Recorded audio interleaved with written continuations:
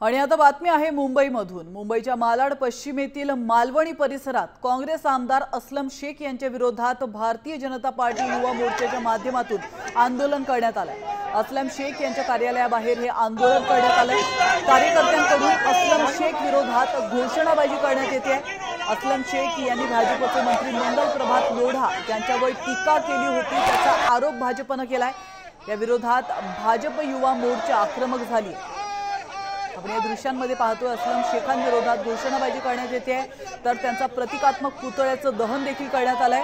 तर आंदोलकांची पोलिसांकडून धरपकडही झाली।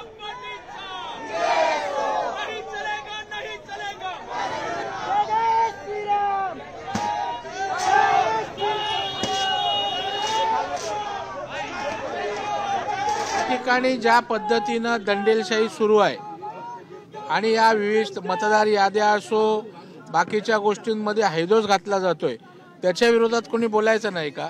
आणि मग अमित साटमनी स्टेटमेंट दिल्यावर अशा पद्धतीने रिॲक्शन येणार असेल तर भारतीय जनता पार्टी गप्प बसणार नाही। असं आहे की मंगल प्रभात लोढाजींनी खोटं बोललं की त्यांना मारण्याची धमकी दिली। मी जेवढे इथे प्रेसवाले सगळ्यांना सांगतो की तुम्ही माझं स्टेटमेंट बघा, मी जे भाषण केलं त्यामध्ये कुठेही दिसतोय का? कुठेही माझ्या भाषणामध्ये धमकी नाही। आता त्यांना हे कळलं की बाबा याच्यावरती केस होत नाही, म्हणून त्यांचे आमदार आज तुम्हा सगळ्यांना सांगता की कमीत कमीत असलम शेखनी माफी मागितली पाहिजे। गुन्हा खरं म्हणजे अमित साटम साहेबांवरती झाला पाहिजे। त्यांनी प्रेसला सांगितलं की आम्ही असलम शेखला इथेच दफन करून टाकू, असं बोलणारे